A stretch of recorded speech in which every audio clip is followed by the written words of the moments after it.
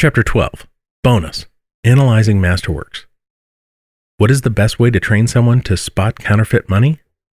When I first thought about this, I assumed you would need to study how the counterfeiters work and how they make the fakes. Well, this is part of it. The most efficient way to learn to spot counterfeits is to study the real thing. Once someone becomes intimately familiar with the real thing, they can easily spot the fakes. The same is true for writing. How do we become a better writer? Should we keep writing, repeating the same mistakes, and hoping we get better through sheer brute force? Or should we learn from the masters? This raises a question.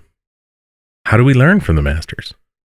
We hear stories of writers copying the masters word for word, typing entire published novels just to get the feel for how an author writes, which I suppose is our only option short of reading the novels and hoping they sink in through some sort of osmosis. If we're studying a book this way, it's hard to know exactly what we're looking for. It's easy to get caught in the weeds of dialogue, characters, and prose, all the things on the surface. The StoryGrid methodology offers another way. Using StoryGrid, we have several tools that allow us to see a story in a new light. First, we can identify the genre, the value that's at stake throughout the story. We can also observe how the storyteller employs the conventions and obligatory moments in their story. We can dissect the story into quadrants, sequences, and scenes, and look at these story units through the lens of the 5 commandments. For example, my current work in progress is a global action story, and is the second book in a trilogy. So currently I am analyzing the movie The Empire Strikes Back, and entering what I find into the StoryGrid spreadsheet. Once I'm done, I'll review my work and fill out the StoryGrid foolscap.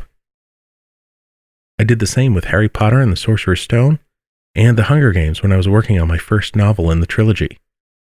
It's one thing to read these novels and try to understand how the author wrote these stories, but it's another to break them down using the StoryGrid tools, which allows us to see them in a whole new light.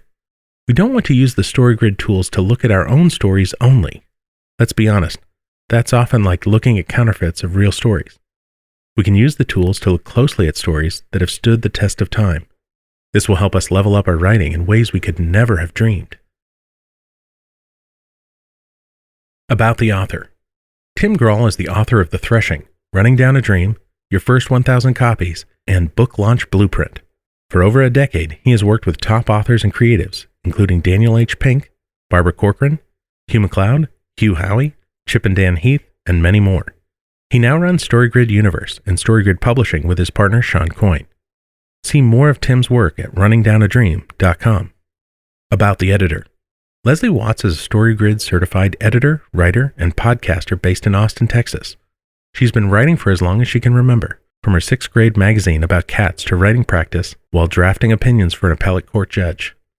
Leslie has written craft-focused articles for the Fundamental Fridays blog and craft books including Point of View, Conventions and Obligatory Moments with Kimberly Kessler, What's the Big Idea with Shelley Sperry, and a masterwork analysis guide to Malcolm Gladwell's The Tipping Point with Shelley Sperry. As an editor, Leslie helps fiction and nonfiction clients write epic stories that matter.